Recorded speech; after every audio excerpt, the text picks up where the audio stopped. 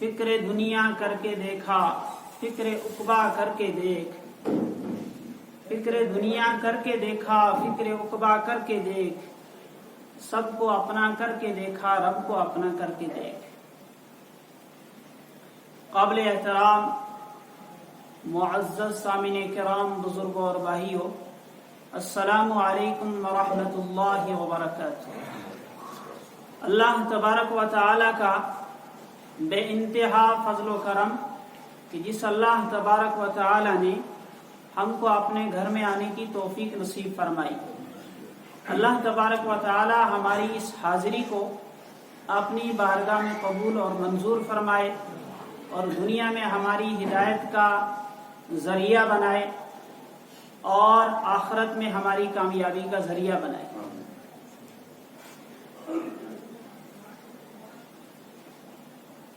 قابل احترام بزرگوں اور بھائیوں، میں نے آپ حضرات کے سامنے دوسرے پارے سے سورہ بقرہ کی ایک آیت مبارکہ تلاوت فرمائی۔ اسی آیت کی نسبت سے آپ حضرات کے سامنے چند باتیں عرض کرنی ہیں۔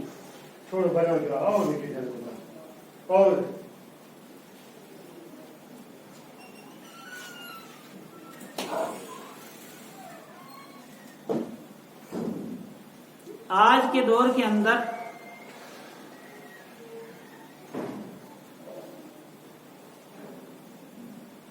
ہم نے اپنے رب کو بلا دیا ہے،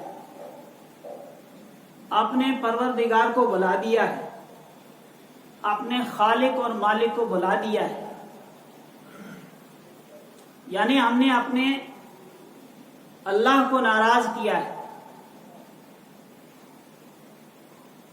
اللہ کی نافرمانیاں کر کر کے ہم نے اللہ کو ناراض کیا ہے۔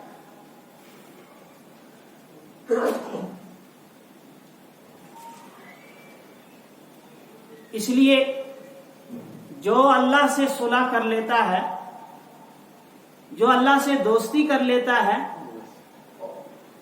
تو اس کے سارے مسئلے حل ہو جاتے ہیں۔ آج ہم ہر طرح سے، ہر طرف سے پریشان ہیں۔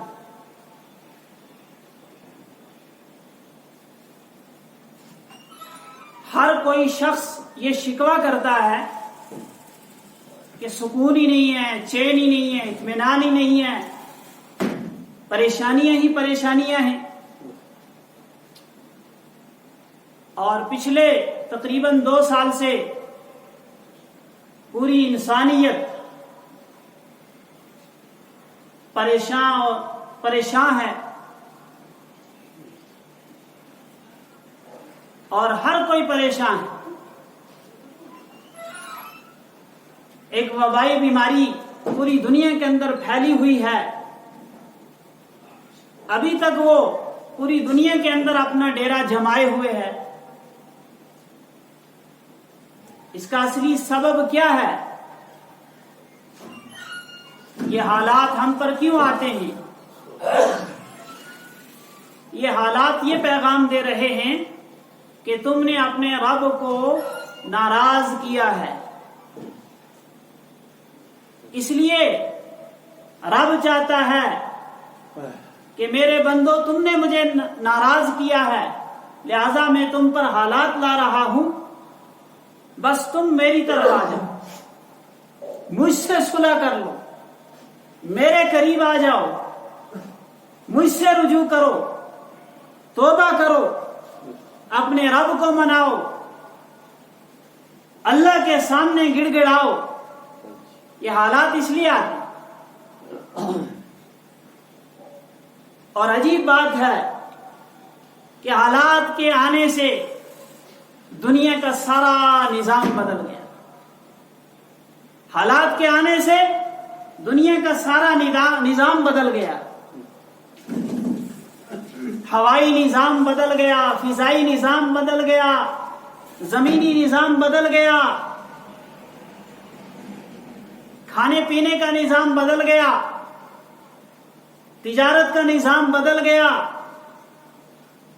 ٹریفک کا نظام بدل گیا، چیز کا نظام بدل گیا، لیکن جس کو بدلنا تھا وہ نہیں بدلا۔ بدلنا مجھے تھا، یعنی انسان کو بدلنا تھا، اس کو اپنی زندگی کو بدلنا تھا، سب کچھ بدلا، لیکن یہ انسان ویسے کا ویسا ہے، اس نے نہیں بدلا۔ اس کو کیسے بدلنا تھا؟ اس کو اللہ سے توبہ کرنی تھی، رجوع کرنا تھا، اللہ کو راضی کرنا تھا، اللہ کو منانا تھا، لیکن یہ اللہ کو بھول گیا۔ اس لیے اللہ فرماتے ہیں قرآن پاک کے اندر، فَاذْكُرُونِی، تم مجھے یاد کرو، تم مجھے فرش پر یاد کرو، میں تمہیں عرش پر یاد کروں گا۔ فَاذْكُرُونِی أَذْكُرُکُم، اللہ فرما رہے ہیں، وعدہ ہے اللہ کا کہ جو بھی بندہ اللہ کو یاد کرے گا، اللہ کو راضی کرے گا، اللہ کو منائے گا، اللہ کی طرف ایک قدم چل کر جائے گا، اللہ 10 قدم چل کر آئے گا۔ لیکن ہم نے اللہ ہی کو ناراض کیا، اپنے پروردگار کو، اپنے خالق کو، پیدا کرنے والے کو، رزق دینے والے کو، خوشیاں دینے والے کو، سکون دینے والے کو، اطمینان دینے والے کو، چین دینے والے کو ناراض کر لیا۔ کیسے زندگی میں سکون آ سکتا ہے؟ اگر ہمارا پروردگار ہم سے ناراض ہے، ہمارا رب ہم سے ناراض ہے، تو کیسے سکون آئے گا؟ سکون کی ساری چیزیں مہیا ہوں گی، لیکن سکون نہیں ہوگا۔ آرام کے لیے اچھے سے اچھا بستر ہوگا، صوفہ ہوگا، اس پر ہم آرام کرنا چاہیں گے، لیکن آرام نہیں آئے گا۔ اچھے سے اچھا گھر ہوگا، اگر اللہ ناراض ہوا تو اس اچھے سے اچھے گھر میں بھی سکون نہیں ملے گا۔ اچھی سی اچھی سواری ہوگی، گاڑی ہوگی، اگر اللہ ناراض ہوگا تو اس گاڑی میں بھی سکون نہیں آئے گا۔ آج ہر کوئی کہتا ہے کہ سکون ہی نہیں ہے، چین ہی نہیں ہے، پریشانیاں ہیں۔ سب سے بڑا سبب یہ ہے کہ ہم نے اپنے رب کو بھلا دیا ہے، ناراض کر دیا۔ اللہ تعالیٰ فرماتے تم مجھے یاد کرو، میں تمہیں یاد کروں گا۔ تم مجھے دنیا کے اندر میری اطاعت اور فرما برداری سے یاد کرو، میں پوری مخلوق کو، ساری مخلوق کو تمہاری اطاعت میں لگا دوں گا۔ اللہ کے نیک بندوں کی بڑی سچی اور پکی باتیں ہوتی ہیں۔ حضرت مولانا پیر ذوالفقار صاحب نے اپنی کتاب خانہ دل آباد رہے، خانہ دل آباد رہے، آج کیا ہے؟ ہم نے اس دل کے خانے کو برباد کر دیا۔ یہ دل کا خانہ برباد ہے، یہ آباد نہیں ہے۔ دل آباد ہوگا تو سب کچھ آباد ہے۔ جب دل میں سکون نہیں ہے تو کسی چیز میں سکون نہیں ہے۔ دل کو سکون ملتا ہے اللہ کی یاد سے، الا بذکر اللہ تطمئن القلوب، خبردار، اللہ کی یاد سے سکون ملتا ہے دلوں کو۔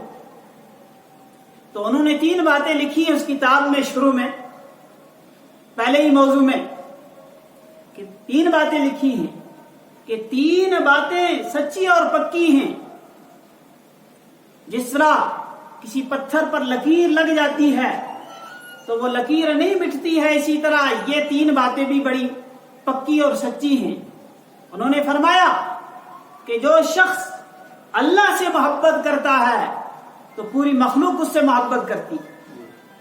جو اللہ سے سچی اور پکی محبت کرتا ہے تو پوری مخلوق اس سے محبت کرنے لگتی ہے۔ اور حدیث ہے، حدیث قدسی ہے کہ اللہ تعالیٰ فرماتے ہیں کہ جب کوئی بندہ مجھ سے محبت کرنے لگتا ہے، مجھے اپنا محبوب بنا لیتا ہے، تو میں جبریل علیہ الصلوۃ والسلام کو بلاتا ہوں اور جبریل علیہ الصلوۃ والسلام کو یہ کہتا ہوں کہ میرا فلاں بندہ مجھ سے محبت کرتا ہے، جبریل تو بھی اس سے محبت کر، اور آسمان اور زمین کے سارے فرشتوں میں یہ اعلان کر دے کہ فلاں بندہ میرا محبوب ہے، زمین آسمان کے سارے فرشتے اس سے محبت کرنے لگ جاتے، اور پھر اس کی محبت کو ساری مخلوق کے دلوں کے اندر ڈال دیا جاتا ہے۔ ساری مخلوق اس کے تابع اور فرما بردار ہو جائے، اس سے محبت کرنے لگتی. اور دوسری بات یہ ہے کہ جو شخص اللہ کو عبادت سے راضی کرتا ہے، اللہ کو عبادت سے راضی کرتا ہے، تو اللہ تعالی مخلوق سے اس کی خدمت کرواتے، مخلوق سے اس کی خدمت کرواتے. جو شخص اللہ کی عبادت میں لگا رہتا ہے، اللہ کو یاد کرتا ہے، اللہ کی اطاعت اور فرما برداری کرتا ہے، پوری مخلوق اس کی اطاعت اور فرما بردار بن جاتی ہے، پوری مخلوق.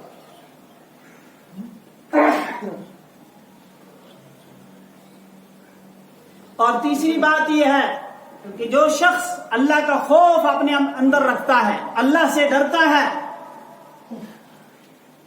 تو پوری مخلوق اس سے مرعوب ہو جاتی ہے، یعنی ڈرتی ہے. اس لیے دیکھا ہوگا کہ جو اللہ کے نیک بندے ہوتے ہیں، سارے لوگ تمنا کرتے ہیں کہ ہمیں ان کی مجلس نصیب ہو جائے، ان کے ساتھ مصافحہ نصیب ہو جائے، ہمارا ہاتھ ان کے ہاتھ کے ساتھ مل جائے. کوئی عالم اگر آتا ہے تو گاؤں میں کوئی نہیں اس کو جانتا، لیکن سارے لوگ دوڑتے ہیں کہ یہ عالم ہے، اس سے محبت کریں گے، اس سے محبت کرتے ہیں، اس کو سلام اور مصافحہ کرنا چاہتے ہیں، اس کی خدمت کرنا چاہتے ہیں. یہ اللہ کا نیک بندہ آتا ہے. اس کی وجہ کیا ہے؟ کیونکہ اس نے اللہ سے محبت کی، اس نے اپنی زندگی کو اللہ کی عبادت میں گزار دیا ہے. یہ کسی سے نہیں ڈرتا ہے، اللہ سے ڈرتا ہے، اس لیے ساری مخلوق اس سے ڈرتی. جب انسان اللہ کے نیک بندوں کی محفل میں، مجلس میں جاتا ہے، تو وہاں آنکھ اٹھا کر دیکھ نہیں سکتا.